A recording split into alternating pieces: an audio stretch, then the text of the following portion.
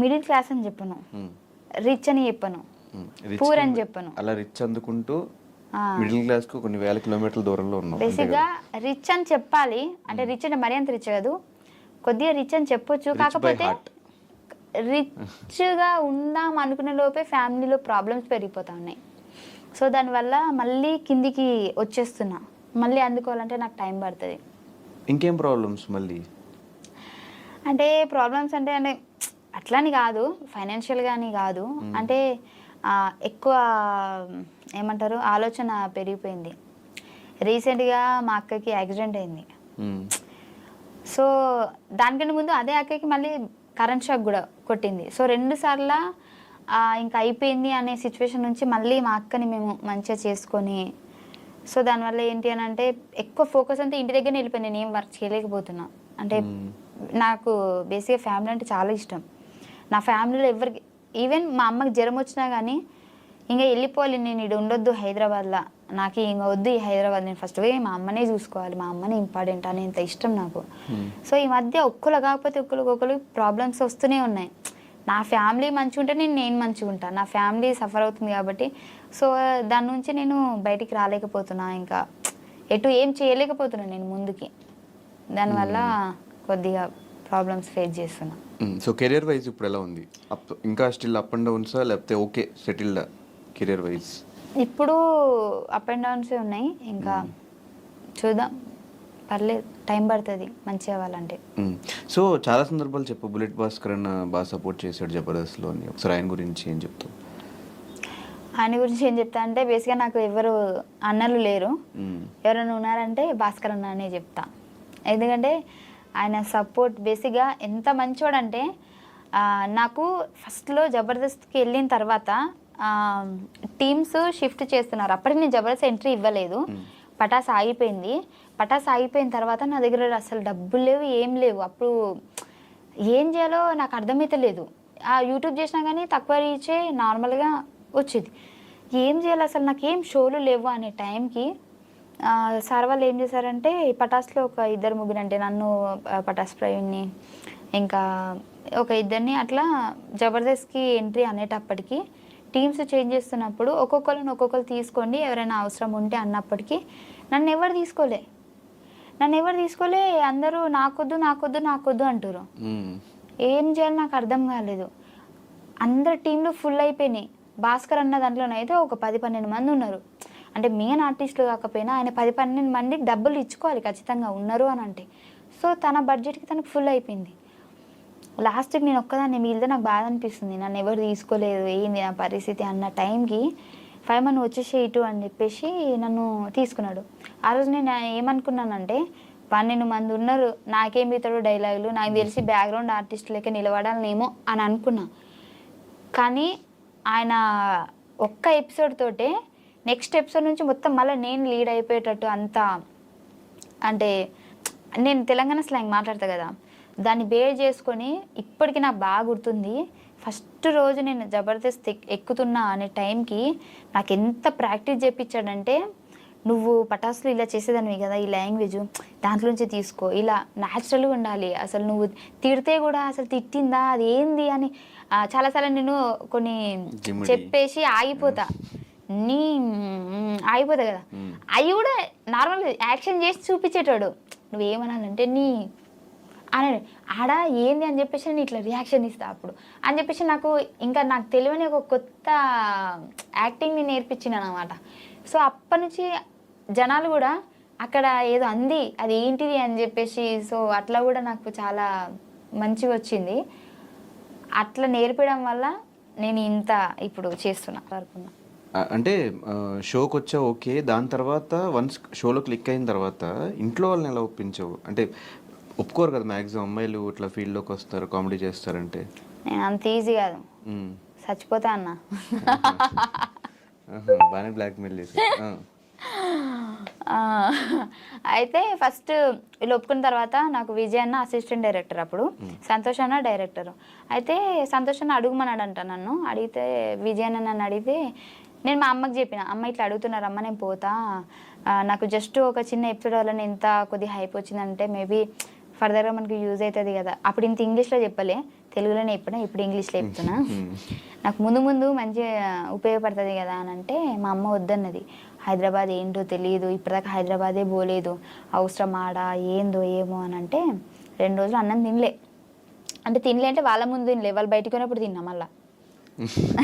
అంటే వాళ్ళు బయటకు పోయినప్పుడు తిని వాళ్ళు రాగానే ఏం తిననట్టు ఇట్లా ఉండేదాన్ని. ఉండేదాన్ని. మా నాన్నకి నేనంటే చాలా ఇష్టం, నేను ఏడిస్తే తట్టుకోలేడు. సో ఏంది బయట ఉండే, అవుట్ ఆఫ్ కంట్రీ మా నాన్న. అయితే ఫోన్ చేసి ఏమైందంటే ఇట్లా పోతా అంటుంది, అన్నం తింటుంది, బ్లాక్మెయిల్ చేస్తుంది అంటే మా నాన్న కూడా ఫస్ట్ వద్దన్నాడు. వద్దు బిడ్డ ఆడ ఇవ్వలేరు అది అని అంటే, ఆహా ఇట్లా చేస్తారు ఆగని అని చెప్పేసి డోర్ పెట్టేసిన. డోర్ పెట్టేసి చచ్చిపోతున్నా అని అన్న. ఇక మా అమ్మ ఇక్కడ నేను ఇదైపోతున్నా అని చెప్పేసి వద్దు బిడ్డ వద్దు, తీ తీ తీ పోదు కానీ తీ అని చెప్పేసి అప్పుడు ఒప్పుకున్నారు. అట్లా బ్లాక్ మెయిల్ బ్లాక్మెయిల్ ఈ బ్లాక్ బ్లాక్. ఓకే, కానీ 2.5 years పేమెంట్లు సరిగ్గా లేకుండా ఇంట్లో వాళ్ళు కూడా ఈవెన్ సమాధానం చెప్పుకోవడం చాలా కష్టం. 2.5 సంవత్సరాలు నువ్వు పని చేస్తున్నావు, డబ్బులు సంపాదించుకోలేకపోతున్నావు, ఎందుకు నీకు అవసరమా యాక్టింగ్ అంతా అనేవాళ్ళు కూడా ఉంటారు. 2.5 years నువ్వు అస్సలు ₹1 మిగిల్చుకోకుండా నీకు వచ్చిన దాంట్లో సంపాదించుకుంటా ఉంటా ఎలా ఉండగలిగావు అసలు? అంత ఇంట్రెస్ట్ ఏంటి నీకు యాక్టింగ్ మీద? అప్పుడు వచ్చింది అంటే నేను అక్కడ సెలెక్ట్ అయిన తర్వాత బేసిక్గా నేను చాలా పనులకి, అంటే ఫస్ట్ నేను హాస్పిటల్లో వర్క్ చేద్దామని చెప్పేసి, అంటే నర్సుగా, బాత్రూమ్ గడవనికి కాదు అదే మరి నేను బీజెడ్సీ కదా. సో అలా చేద్దాము నర్సింగ్ అని చెప్పేసి పోయినా. అక్కడ 6 months ఉన్నా, అది కాలేదు. మళ్ళీ నాకు ఎందుకు అంటే జీతం తక్కువనే, మళ్ళీ వర్క్ కూడా ఎక్కువ అనిపిస్తుంది, ఏంది సెట్ అవుతుంది కదా, మళ్ళీ వచ్చేసిన. స్కూల్ చెప్పిన నాకు అంటే డిగ్రీ చేసినా కదా, నాకు వచ్చో రాదు వాళ్ళకేం తెలుసు. నేను ఏబిసిలు చెప్పిన గామాసం రాదే అయింది నాకు. అక్కడికి వెళ్ళిన అది శాలరీ తక్కువనే, మళ్ళీ వచ్చేసిన అక్కడి నుంచి. మిషన్ కుట్టడం నేర్చుకున్నా, మిషన్ బ్లౌజులు కుడుతున్నా. అప్పుడే స్టార్టింగ్ కుడుతున్నా కానీ ఫెయిల్ అయిపోతున్నాయి. మా అమ్మకి పాపం ₹100 పెట్టి జాకెట్ ముక్క తీసుకుంటే కుట్టిదాన్ని చంపేస్తున్నాను అన్నమాట అప్పుడప్పుడే. ఇంకా మంచిగా ఉంటే మంచి డిజైనర్ అయ్యేదాన్నేమో, నీకు డిజైన్ అంటే డ్రెస్ కూడా కుట్టించేదాన్నేమో నాకు తెలిసి. కానీ ఆ దేవుడు అంత అక్కడితో ఆపేసిండు. ఆ తర్వాత నాకు ఇది వచ్చింది. నాకు దీంతో ఏంటి అని అంటే నాకు అర్థమైపోయింది, చాలా మంది నాకు ఆ ప్రోమో వల్ల, మా ఊర్లో కూడా మా అమ్మ ఎటన్నా కార్ఖానకు పోయినా ఎటు పోయినా కానీ మీ బిడ్డ టీవీలో కనిపించింది, మస్తు చేసింది అని చెప్పేసి ఒక చిన్న ప్రోమోతోనే హైప్ వచ్చేసింది. నాకు అనిపించింది దీంట్లో ఫ్యూచర్ ఉంటుంది అనిపించింది. సో నాకు యాక్టింగ్ రాకపోయినా సంతోష్ అన్న నన్ను 2 schedules ఎక్కియలే స్టేజ్, నేను నీకు నేర్పిస్తే ఎట్లా చేయాలనో అని చెప్పేసి. ఆయన డైరెక్టర్ అయ్యుండి కూడా, బేసిక్ డైరెక్టర్ అంటే నువ్వు ఇప్పుడు ఆడిషన్ ఇచ్చినా కానీ వాళ్ళు చేసేది చూసి నచ్చితే తీసుకుంటా, లేదంటే లేదు కదా. నాకు యాక్టింగ్ అంటే ఏంటో తెలియకుంటే, నాకు ఇప్పుడు వాళ్ళకి షో జరుగుతూ ఉంటుంది అక్కడ, నాకు ఇక్కడ కూర్చోబెట్టుకొని అలా కాదు ఇలా ఈ సెన్స్లో చేయాలి ఇలా ఇలా అని చెప్పేసి స్క్రిప్ట్ కూడా ఆయనే చెప్పేటాడు. 2 schedules నాకు. ఆ తర్వాత నుంచి నాకు అలవాటైంది. మెమరీ పవర్ ఎక్కువ ఉంటుంది కదా నీకు? అవును, చిన్నప్పటి నుంచి అంతేనా? అట్లా అంటారు కానీ నిజంగా లేదు నాకు. మెమరీ పవర్ ఉండి మంచిగా చదువుకొని జాబ్ చేసేదాన్ని కదా. స్టడీస్ ఎట్లా ఉండేవి? టాపరా? 10th వరకు టాపే, ఇంటర్లో మీడియం, డిగ్రీలో లో. ఎందుకురా? డిగ్రీ కదా అప్పుడు. డిగ్రీ ఫినిష్ చేసావు అసలు? ఫినిష్ చేసా కానీ లాస్ట్ 2 sems రాయలే. ఎందుకు ఇంకా ఇటు వచ్చేసావు? అప్పుడు పటాస్కి వచ్చా. ఇంకా వద్దు మన లైఫ్ ఇదే, ఇంకా వద్దని ఫిక్స్ అయిపోయావు అనుకున్నా. అప్పటికి బేసిక్గా పోయినా ఫెయిల్ అవుతాయి కదా, ఎందుకులే అని చెప్పి చీటే ఉన్నాయి అని. త్వరలో మా పెళ్ళి, త్వరలో మొన్న ఎంగేజ్మెంట్ అయింది, ఇవంతా ఏంటి? ఎప్పుడు పెళ్ళి అవబోతుంది అది కన్ఫామ్గా నేను చెప్పలేను. అంటే కన్ఫామ్గా అంటే పెళ్లి గురించి కాదు నేను చెప్పేది, ఎన్ని నెలలు టైం పడుతుంది నేను చెప్పలేను, బట్ త్వరలో. ఎలా స్టార్ట్ అయింది మీ ఇద్దరు ఈ ప్రవీణ్తో జర్నీ? ఈసారి జర్నీ అంటే ఆ జర్నీ కాదు, ఇది లవ్ జర్నీ. కరెక్ట్గా చెప్పు, మళ్ళీ నువ్వు నెక్స్ట్ టైం ఇంటర్వ్యూ చేసినప్పుడు నేను జర్నీ అని చెప్పాను ఇందరు చెప్పినట్టు. లేదు మన ప్రవీణ్తో జర్నీ ఎప్పుడు స్టార్ట్ అయిందంటే, బేసిక్గా ఈ పటాస్ ప్రయాణం మేము పటాస్లో చేసాం కదా, అప్పటి నుంచే స్టార్ట్ అయింది. ఆ పటాస్ ప్రయాణం కూడా తెలుసు. మీరు చూసుకున్నట్లయితే మేము ఎక్కడికైనా బయటికి వెళ్ళినా కానీ ఈ ప్రవీణ్కి ఆల్రెడీ క్లారిటీ ఉంది తనని నా లవర్ అని చెప్పేసి ఫస్ట్ నుంచి, పటాస్ నుంచి. తన ముందే మేము ముగ్గురం కూర్చున్నప్పుడు అరే మేము ఇట్లా జోడీ చేస్తున్నామంటే కూడా కొన్ని వీడియోస్ కూడా వీడి ముందే చేసాం మేము. రూమ్లో ఇప్పుడు పటాస్ ప్రవీణ్ రూమ్లో మేము కొన్ని వీడియోస్ చేసేవాళ్ళం కదా యూట్యూబ్కి. సో అప్పుడు వాడు అక్కడే ఉండేటప్పుడు వాడే కొన్నిసార్లు వీడియోస్ కూడా తీసాడు మాకు. సో ఏంటంటే ఎంకరేజ్ అంటే ఎంకరేజ్ చేశాడు అబ్బా. అంటే కెమెరా వెనకాల ఉన్నాడు, వాడిని ఎప్పుడు నేను జనాలు చూపించలేదు కాబట్టి వాడిని బ్యాడ్ అనుకున్నాడు తప్పించి ప్రతి సిచ్యువేషన్లో నేను ఎక్కడ వీడియో చేసినా ఇప్పుడు వాడు నేను పటాస్ ప్రవీణ్ నేను రూమ్లో ఉన్నామంటే ఇద్దరం ఉంటే అది ఎలా ఉంటుంది, కెమెరా వెనకాల వాడు ఉన్నాడు నాకు సపోర్ట్ చేస్తున్నాడు బట్ అది ఎవరికి తెలియదు. అందుకే ఇప్పుడు ఇంత నెగిటివ్ అయిపోయింది. బట్ ఈ ప్రవీణ్కి తెలుసు అన్నీ.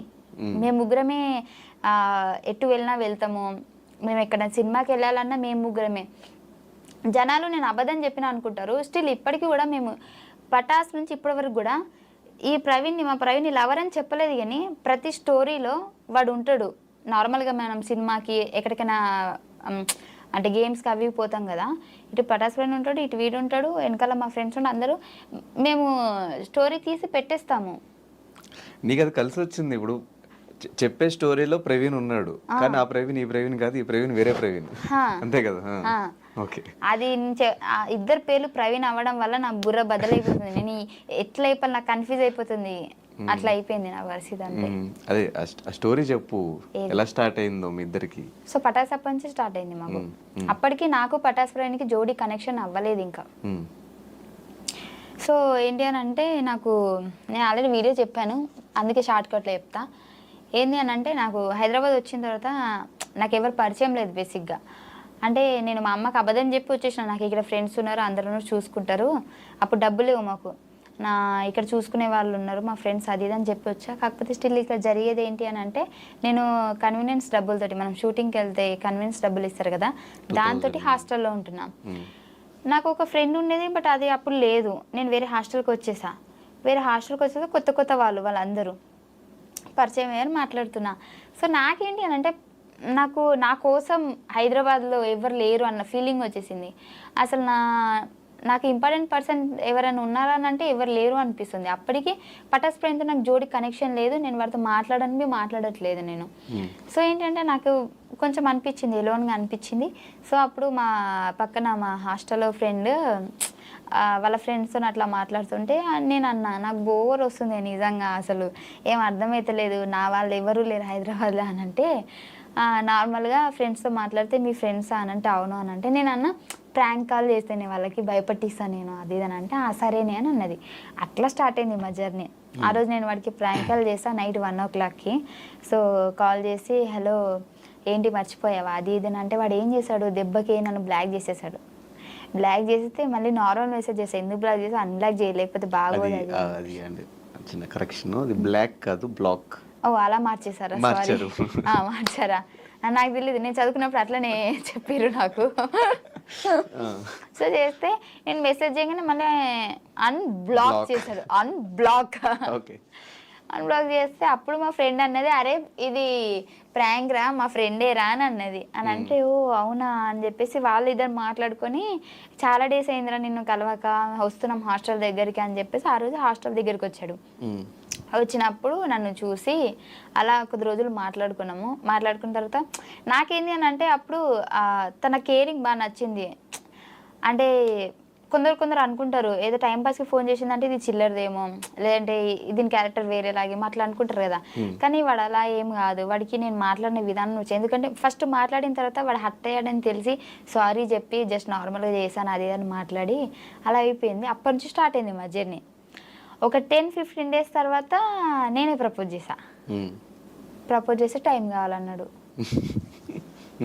సర్లే అందంగా ఉన్నాడు కదా టైం అడుగుతారు అని చెప్పేసి సరే చెప్పు నీకు గంట టైం ఇస్తున్నా అని చెప్పిన. అడిగితే ఒక 2 days తర్వాత చెప్పాడు నాకు ఇష్టమే బట్ ఇప్పుడు వాడు అప్పటికి ఫ్రాంక్ ఫినాన్ వాడి వేరే జోన్ జాబ్, అందులో వాడు సిన్సియర్గా మంచి జాబ్ చేసుకుంటున్నాడు.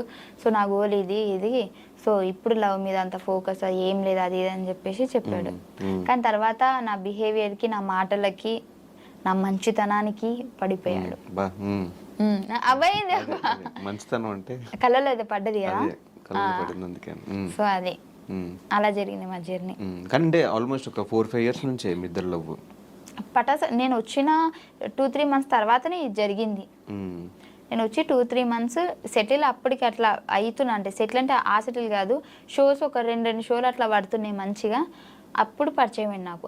ఆ పరిచయం అయిన తర్వాత వీడితో నేను మాట్లాడుతూనే ఉన్నా, ఇది నాకు జోడీ కనెక్ట్ చేసేసారు. అది ఫస్ట్ ఎపిసోడ్కి మాది హైప్ వెళ్ళిపోయింది. నాకు అప్పటి వరకు ఉన్న ఫేమ్ కంటే జోడీ కనెక్ట్ చేసిన తర్వాత ఎక్కువైపోయింది.